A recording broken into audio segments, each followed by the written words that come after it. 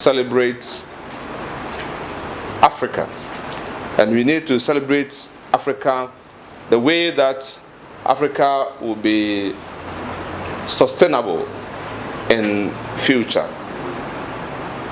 So they asked that, looking at my background as animal scientist, and I work with the environment, we should work and do a presentation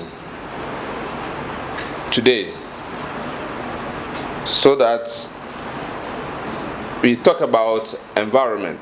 The theme that we picked was Our Africa, Our Future. And we were supposed to look at many other things, including our environmental degradation challenges. I spoke with my staff members about it and see how we will be able to situate it in our college life. And today we are here because our able department, that's the social science department, decided to take it up so that we can all celebrate the African Union Day. So my greetings to you is Happy African Union Day to each and every one of us here. Ghana is a developing country in West Africa, as you all know, and currently our population is moving up to about 34 million people. So you are 1/34 million, and I am 1/34 million. As we are all aware, Ghana is endowed with rich and diverse ecosystem. God blessed us. In fact, Ghana has the best that many countries in the world do not have. And this our blessing ranges from the forest that we have, ranges from the grassland, both in the north and in the coastal part of our country. Ghana is blessed with the Gulf of Guinea and contains massive ecosystem. It is important that we know that all these things are situated in what we call the environment of the people. So when we talk about the environment, we are talking about all the things, both internal and external conditions that influence our basic life.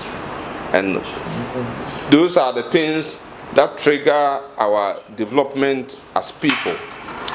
It must be noted that environment plays a significant role in the existence of humankind. Without the environment, there's no human being. And you know, in God's own wisdom, He created our environment before He created us. You know the story in Genesis chapter 1. In recent times, the whole world is talking about environmental degradation. And when we talk about environmental degradation, we are talking about all the deteriorations that are going on in our environment through depletion of resources in terms of air, water, soil, and destruction of ecosystems and extinction of wildlife. I know Nananum are here. They know that some animals that we used to see them some years ago, they are no more there. I was a little boy, my father took me to the farm. My father is Asuna, belongs to the Asuna clan. He took me to the farm and he showed me Asunawo. Very beautiful snake. And that was the time that I saw the snake under my father's cocoa farm. Very good environment for that snake. And since then, I've never seen the serpent.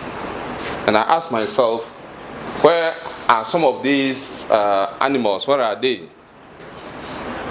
Gradually, we are losing them out of our environment. It is important to know that Ghana has experienced severe environmental degradation due to various human activities, such as deforestation, illegal mining, popularly known as galamsey, poor agricultural practices, and more importantly, urbanization. I'm presenting these statistics not to bore you, but for us to know that how much is costing Ghana when the environment is, you talk about the environment. As far as air pollution is concerned, Ghana is spending 2 billion on the environment so that we'll be able to have fresh air to breathe. 3% of our GDP is going into water pollution, losing, okay? So as a result of our water pollution, the 3 billion, which is supposed to, the 3%, which is supposed to be for us. So for example, if Ghana, for the year, you have a total income of 100 billion, a whooping 3 billion is being used to manage water pollution. E-waste, we are talking about electronic wastes.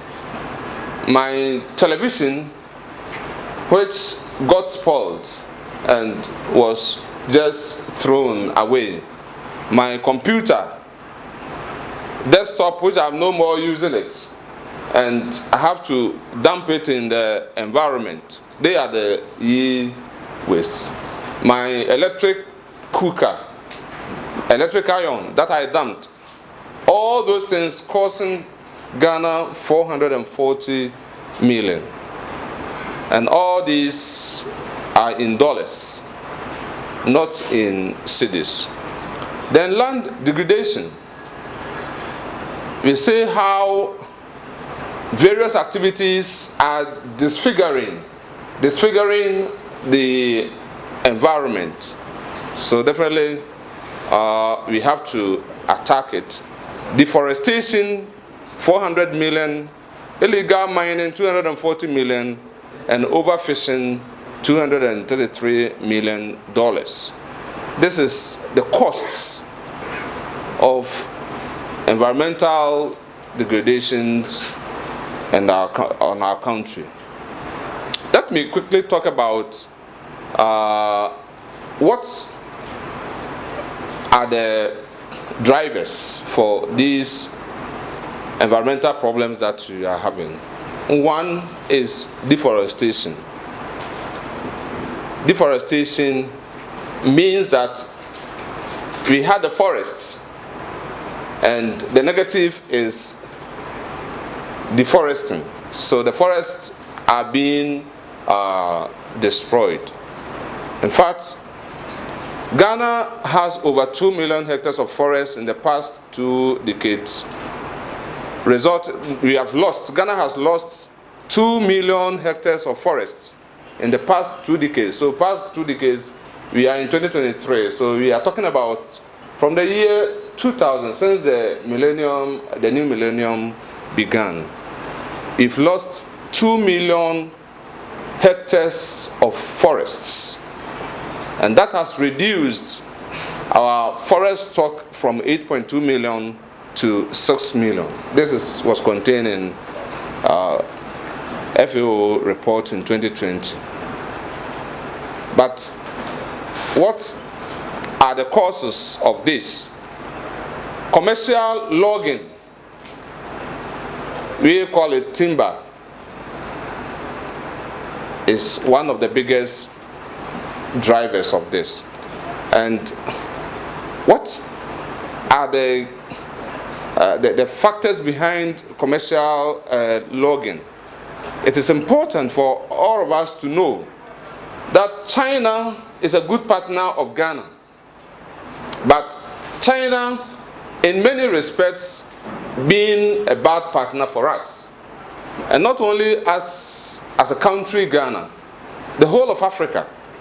In fact, as we speak now, we have Chinese companies across many African countries who are involved in commercial logging. And which of our trees that they are interested? They are interested in the best of our trees. They are interested in the redwood. They are interested in our teak. They are interested in our rosewood. You know the story of Isa, how come a Chinese woman, not a man, this is a gender stereotyping anyway, be bold enough to enter into our country and trade on our rosewood, which we have ban on it of its harvests. It shows how influential China is getting onto our country as far as contributing to our environmental degradation. Firewood and charcoal, as a result of lack of sustainable source of energy. And for all of us sitting here, our homes, we are using either firewood or charcoal. And data shows that wood fuel were estimated to account for nearly 70% of the total energy consumption in our country, Ghana. This is far ago research anyway, but I believe that the situation hasn't changed currently. 70% of all the cookings, all the use of fuel for all our activities in this country come from either firewood or charcoal. So you are cooking, the fishmonger who is working on the fish is using firewood. It's recent time that even our college kitchens, we are decided to, instead of using wood as source of energy for cooking, we are using palm kernel. And even that, our practitioners, I'm talking about the kitchen people, if you ask them, they prefer the use of firewood to the use of the palm kernel thing. And it tells you how the use of these resources are so endemic in our minds and everything. And that is why we see that percentage. Illegal mining, which popularly known as galamsey. The point is that Ghana is one of the most richest country in terms of mineral resources. The white man who gave Ghana the name Gold Coast knew what he was talking about.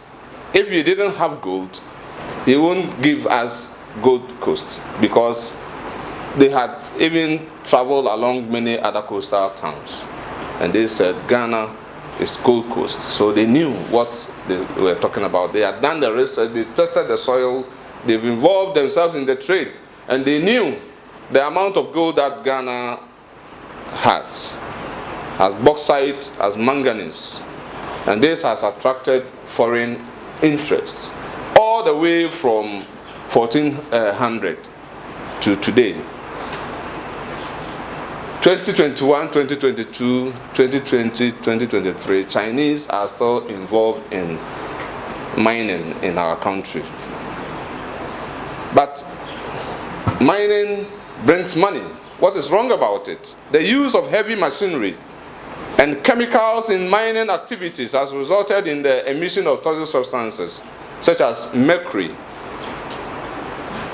lead, and other dangerous substances, which has contaminated our water sources and affected our aquatic life, and has also affected the livelihood of our communities that depend on these river bodies and our forest resources. There's also this issue of bad agricultural practices, or let me say poor agricultural practices in our country. During the month of March, April, I travel around Ashanti region, part of the country, and every farmer is clearing new land. And the new land that the farmer is clearing, that 1 hectare that the farmer wants to farm on, about 100 trees will have to suffer, will have to be cut down. And when they cut them down, they burn it and use it as a jar from from the farm. But not even only that. We have excessive use of chemicals in terms of fertilizers, pesticides, and herbicides. And especially what we call in scientific terms as the organophosphates. Organophosphates are those that they use for to kill insects, insecticide and all those things, DDT and other things, so that the person who is cultivating the carrot or the cabbage will not be infested by insects. All these things are going into our food and are going into our water bodies. And the water company in Mampong, supplying Mampong water, what happens is that they treat the water. The treatment is purifying it, making it clear for you to see that the water is clear. But in most cases, they don't have what it takes to take chemicals that are found in the water. So we drink that water, we use that water to cook, we interact with that water, we use it for our washing, we use our hand to wash, and we are interacting with these heavy metals. The other cause of this environmental degradation in our country is urbanization. And if you can see, cities are enlarging because many people want to live in the cities. And if you want to leave the cities, we have to do construction. So we are constructing new houses and so many other things. Population growth of our country is also a challenge, because to African and to a Ghanaian, everybody should give birth to children. And the men, we have to give birth to 10, so that we will benefit by the from the wife's family. Is that not it? So we keep on.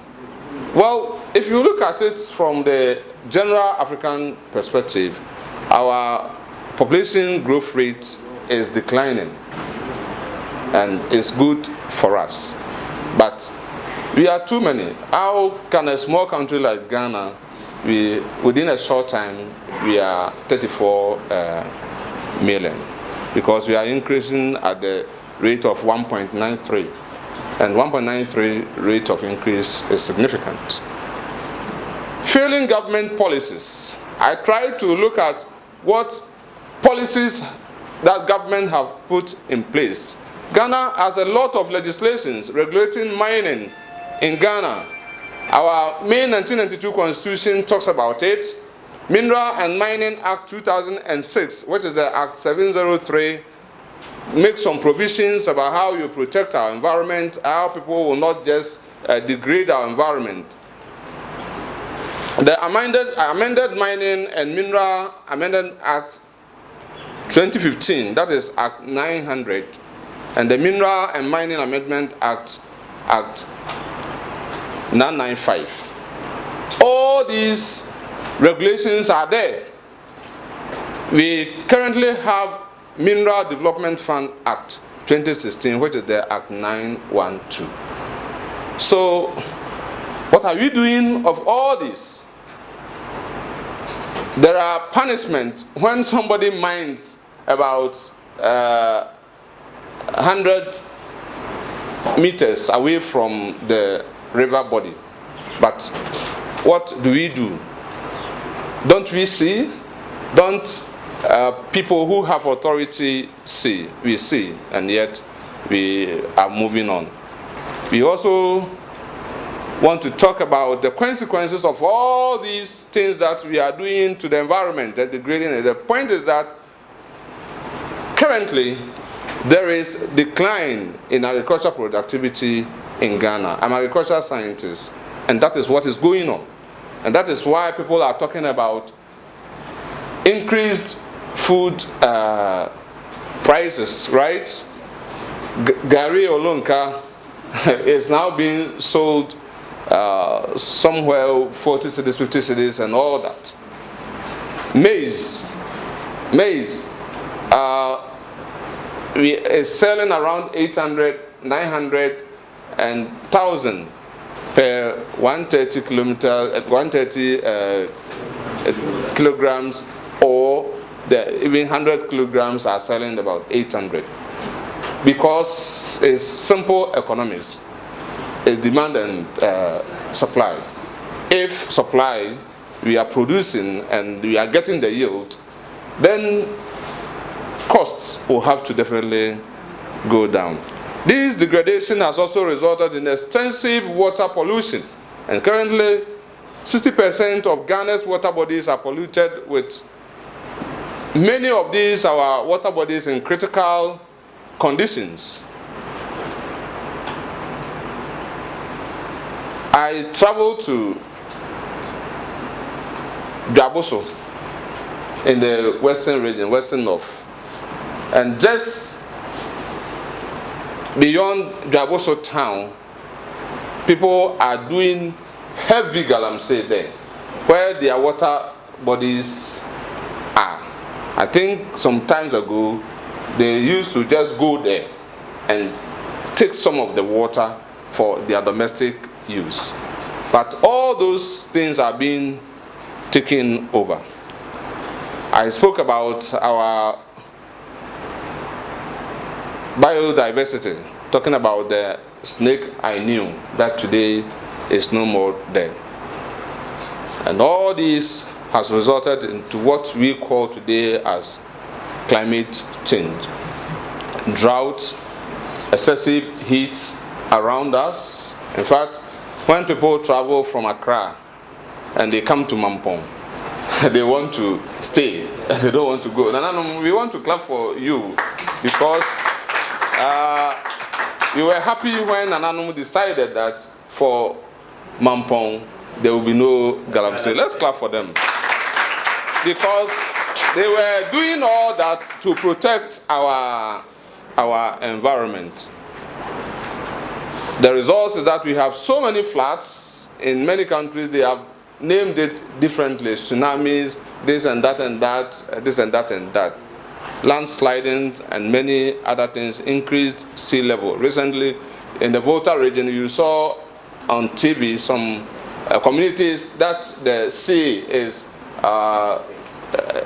driving them away. This is resulting into water shortages in our communities. But because of land and land issues, wars and conflicts, who owns this rich land that we can mine the gold there? Nananom are even fighting over this rich land, the Galamsey site, Nananom. If you go to my area, Manse site, Nananom are fighting over who owns this land or who owns this land, because they are all going into. But the worst of it is the associated diseases, skin diseases, cancers, diseases that affect the eye, kidneys, livers, and so on. I mentioned exposure to organophosphates. Research has shown that excessive use and exposure to this organophosphates, which are insecticide, pesticide, and herbicide, result in reproductive failures. Men who are exposed, sometimes I cry for our farmers who call themselves vegetable farmers. They are using the chemical to clear the land, spraying their vegetables, doing this and that and that and that. And they are so exposed to the chemical, spraying them, they inhale them, and so on. What we are saying is that all these results into reproductive failures. I did my PhD, I did work in examining sperms of the guinea fowl cock. So we extracted some, we managed to get the guinea fowl cock to ejaculate, and we took the sperm and we analyzed it. And sperm characteristics, you can have, the microscope will show sperm which has no head, sperm which has no midpiece, sperm which has no tail. So if that person is so exposed to these chemicals and he has some of these difficulties, well, in our system, but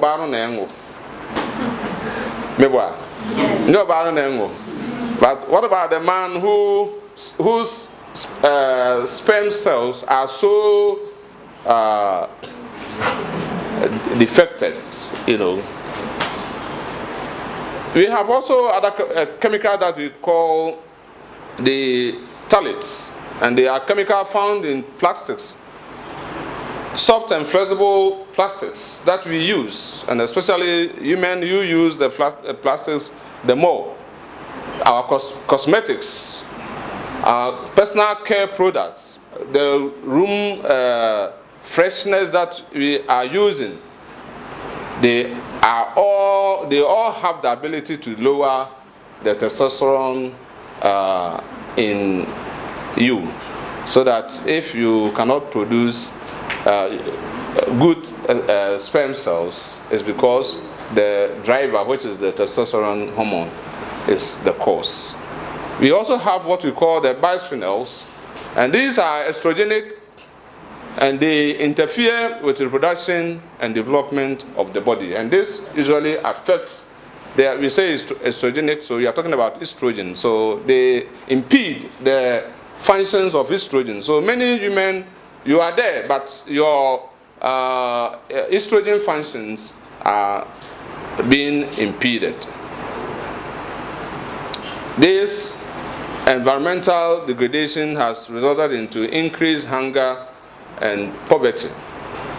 I asked myself, from 2013 to 2023, 10 years, is a period that our people have done massive mining of gold. And gold has been exported in large quantities. But I asked myself, why is it that at this period that Ghana is with IMF seeking for help? What about the massive destruction that has taken place in the environment just mere for gold? What came out of it? That we are poor today. It means that things do not add up. And that is why sometimes I caution people who rely on galamsey that the more you do the gala, the more you become poorer, and your community become poorer. These are only showing you some state of America. See how forest is. But this one is an African, the right one is an African, where the forest is being attacked, and this one is a nice river, okay, which is running, and you look at the surroundings. This river, definitely fish and many animals will feel happy to reside in it. This is River Pra, okay, in Ghana. I know Erastus Asarodonko is not here. He has many of the images to show you. It shows how we are destroying our environment across.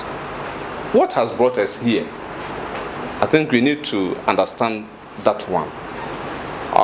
There's every evidence that we are mutually accusing each other. I like Otumfuo's speech at Kwame Nkrumah University of Science and Technology last week. Brilliant speech.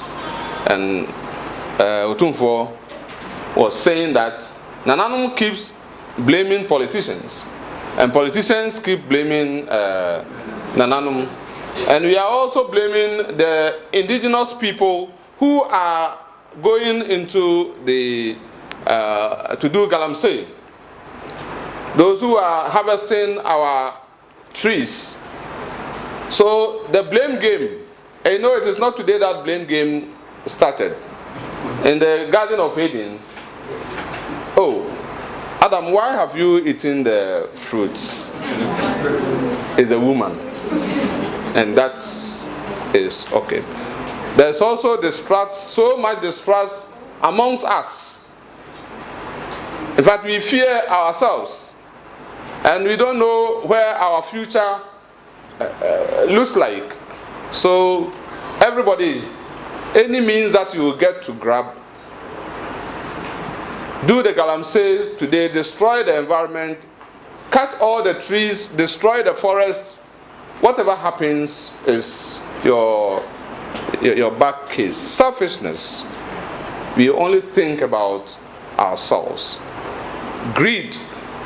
There's this issue of get rich quick in our country, because that, especially the man, that woman that you want to marry, you want a rich man. My ladies, is that not it? That's what we pray for you anyway. So by doing all this, we know that we are living on environment. So if you want to get rich, my riches definitely will come from the environment. There's also unfair distribution of natural resources of this our nation. Okay, so why is somebody so damn rich and somebody so damn poor? So if I'm a poor person and somebody brings 100,000, say, give me your cocoa farm so that I will mine galamsey, won't I give it out? Yes. I will, because if I don't do that, my daughter cannot go to school, my son cannot do anything, and that is why. But this one is also even seen in scriptures, where we have Ahab trying to take over that small land of Abbott. What should be our response? And as a priest, I want to talk about what should be our theological response. The first thing that we need to know is that we need to discover the basic truth that God is the owner of the entire creation, and we are stewards. So it is the stewardship role that we are playing. And if you are a steward and somebody has given you something to take care of, then you have to do it in such a way that maximum profits will come out of it. But in scripture, Genesis chapter 1, verse 28 said that God blessed them and said to them, be fruitful and increase in number. So we are right when we are increasing in numbers. Fill the earth and subdue it. Rule over the fish in the sea and the birds in the sky, and over every living creature that moves on the ground. That is the commission that God gave to us.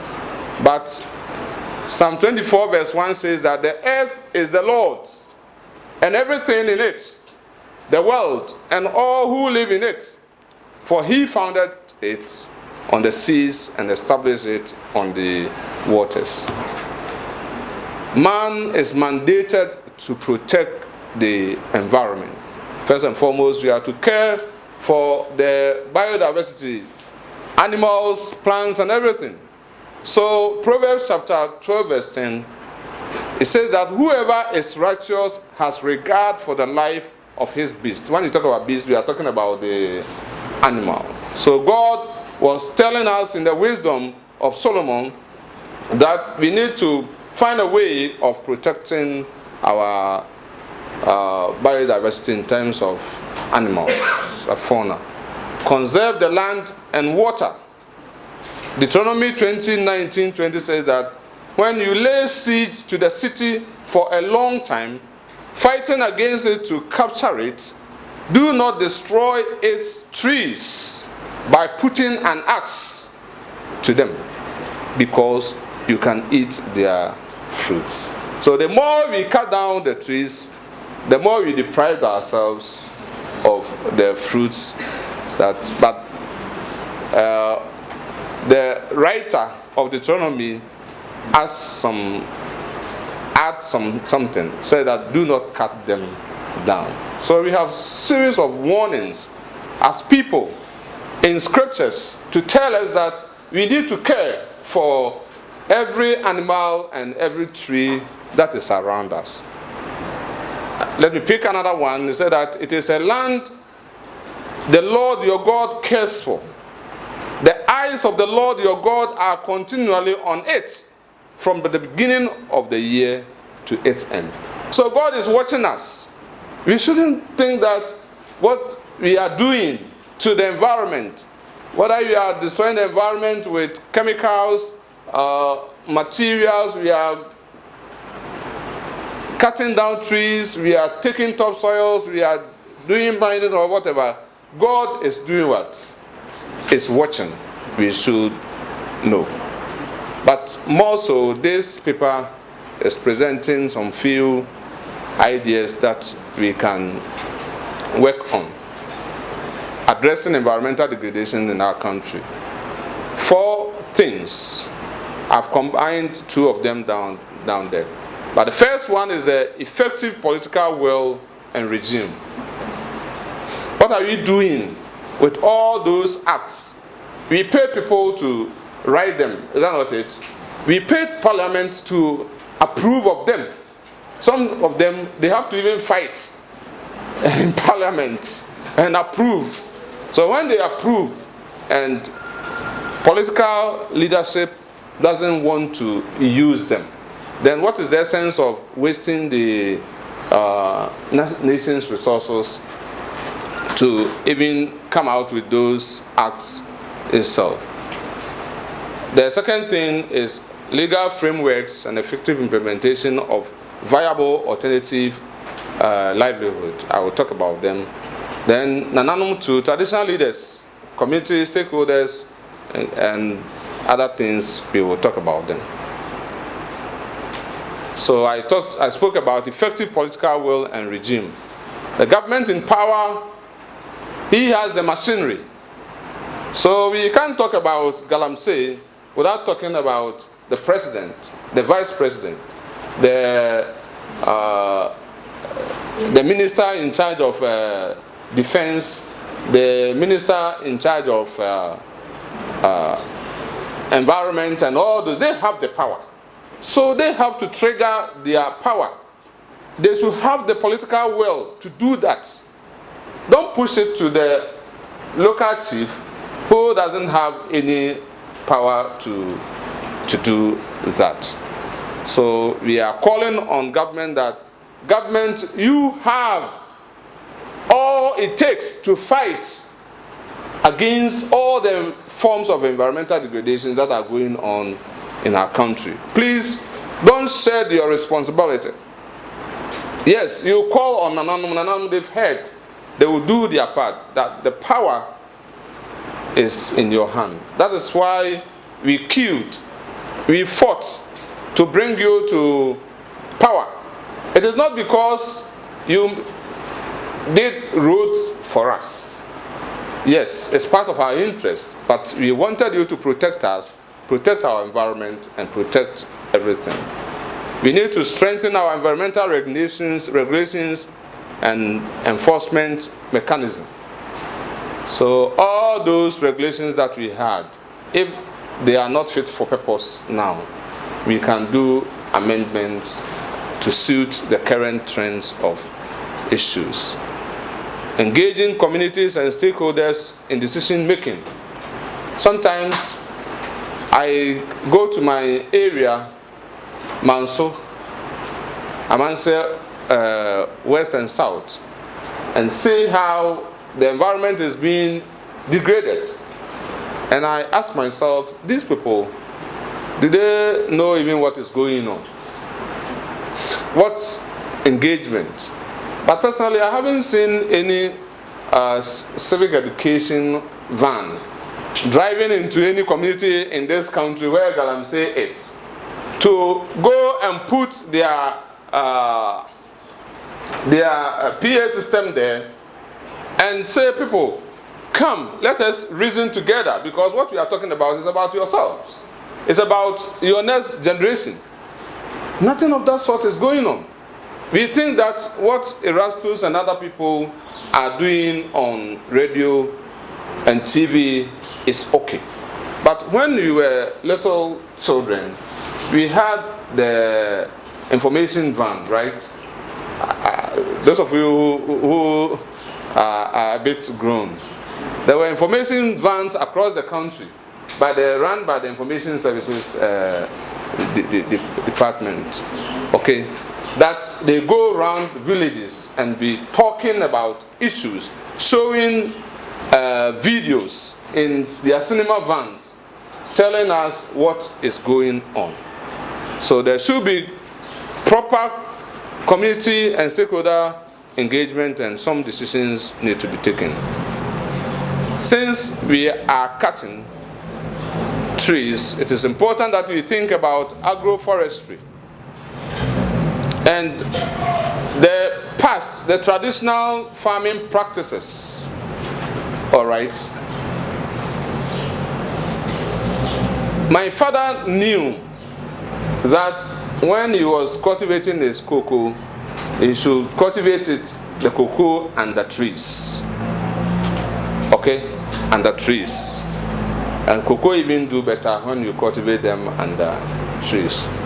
Why is it that the culture is every farming that we are doing, we have to cut down trees, we have to destroy vast land before we can do sustainable and viable alternative livelihood.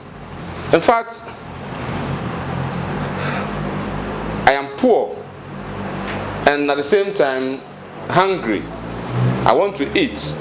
So when you are telling me that I should not do galamsey, I should not cut trees for firewood, then what alternative are you putting there for me?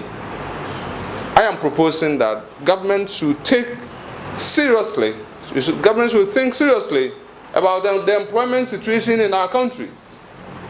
We need to. Many young people, when you go to this galamsey site, they are mostly young people, and their minds are that they want what they will eat and nothing else. So if you want to stop them, then you have to provide alternatives for them. If you are not be able to provide alternative for them, they'll know. What about our source of energy for cooking and things? I think in the 1990s, 91, 92, 93, I remember the time of Jerry John. Rawlings introduced this gas cookers thing.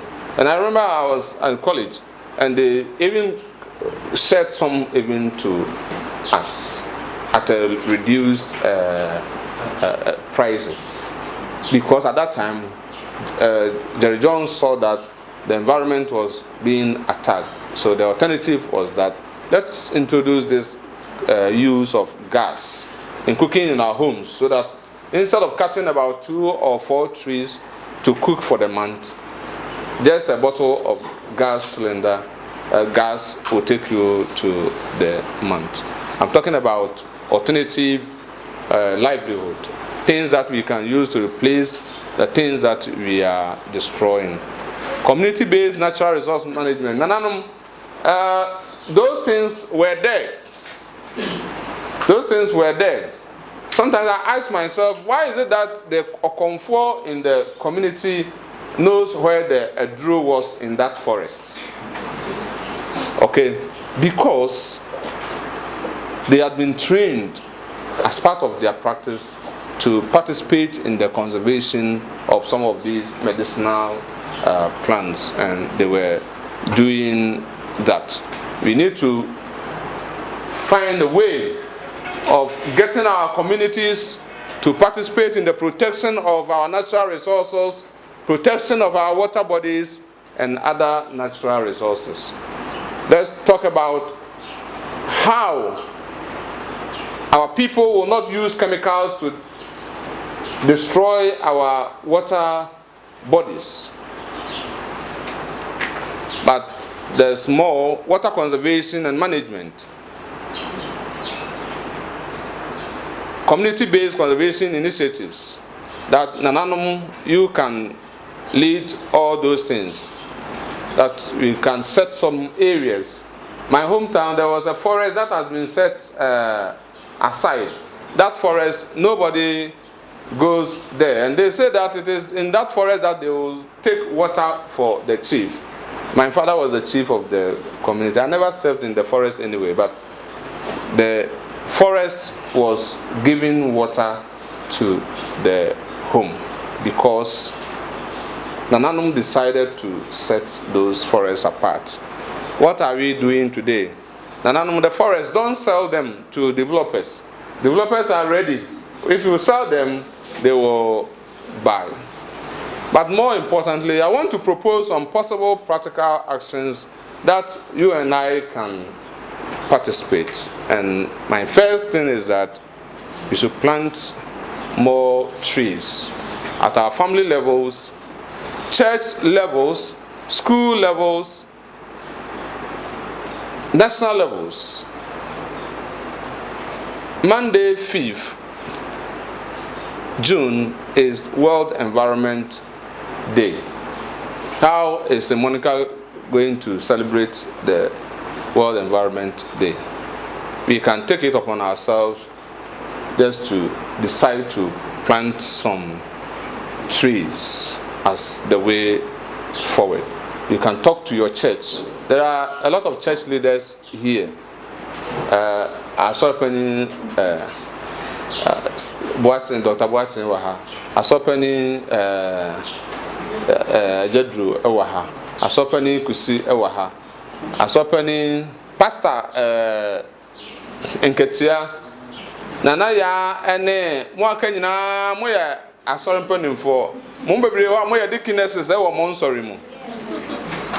We want the church to have the awareness that we need to plant trees. Green and renewable energy. In fact, last August I was in the UK and I traveled from the King's Cross railway station to about 700 and so kilometers to Scotland, to St. Andrews, where they had the St. Andrews University, Aberdeen, and to Whitby, where our sisters came from. And along the line, we have windmills. I don't have the picture here to show you what a windmill is, but they are built facilities that has a kind of fan which run it, and they generate power for the people in the communities, because they are farming communities. They generate power for them. So it's not everybody that should be on the national grid. That's why illegal connections are plenty. Because everybody thinks that you have to be on the national grid. You apply to ECG, they will not connect to you. So won't you do illegal? You will. And more so, solar energy is a renewable source of energy. Government should be serious about that, and let us get this kind of thing. But we can also promote environmental studies in our schools. As at now, we have environmental studies, which has been coined into our social studies and our world something. But I think we need more, which is activity-based. Because when I was growing in my village school, the whole school had been planted with trees. And I think it was a time that Charles, who is the king of England now, visited the country. He was a young, they have what we call Prince of Wales trees. If you any tree that you say Prince of Wales tree, it is referring to Charles. Okay, they had cultivated all these in our schools. We, fortunately, at St. Monica College, we have the opportunity. We have partner schools that we are working with, and when we get to them, let us introduce to them the need to green their environment. 9th June will be Green Ghana. St. Monica, we are going to participate in full. We've asked our organizers to write to the forestry people. We are going to take seedlings, trees that we will plant as our contribution to the Green Ghana.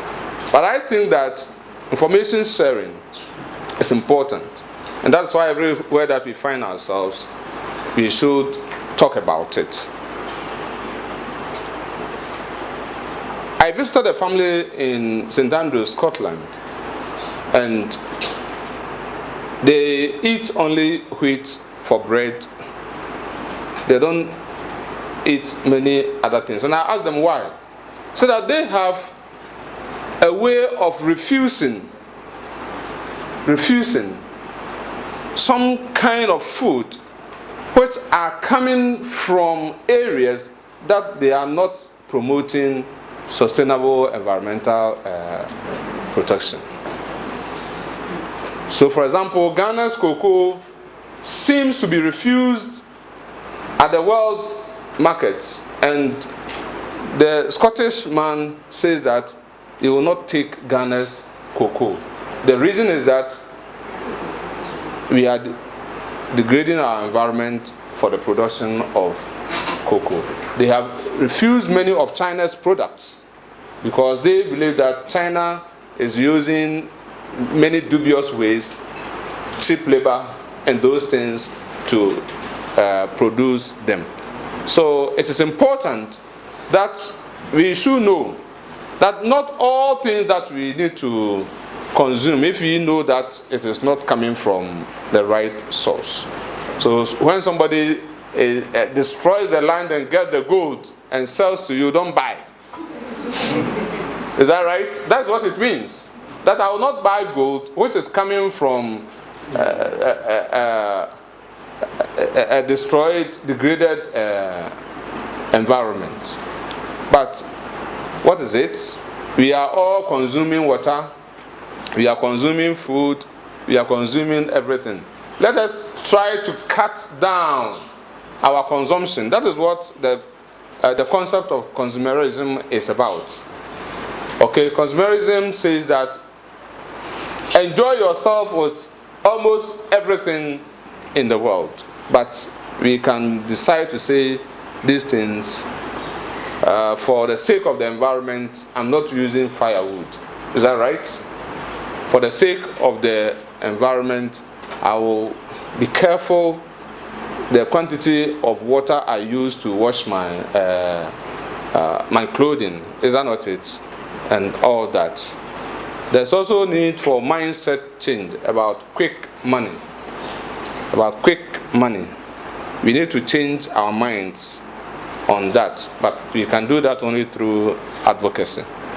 Then we need to advocate for the poor, for fair distribution of nations' resources.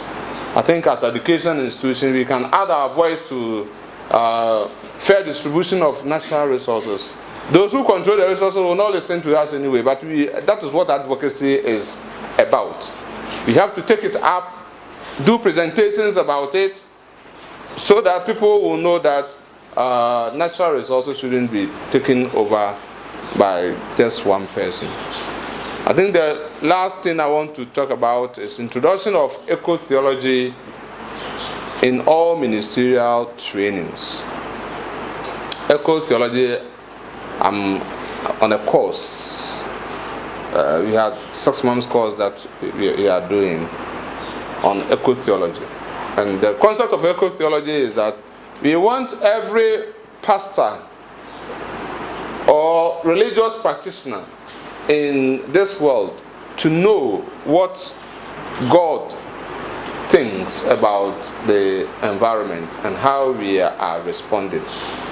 So, yes, we've preached spirituality for many years. I don't know how far spiritual we are. But because we did not preach on environment, the impact of environmental degradation is affecting us. So pastors should be trained on eco-theology, everybody, to understand what scripture is saying. What, if I'm a Muslim, what is the Quran is saying? If I am a traditional leader, what is the customs and traditions of the community? What are they saying as a way of protecting our environment? I must say that I thank you so much for this opportunity and for listening to my speech.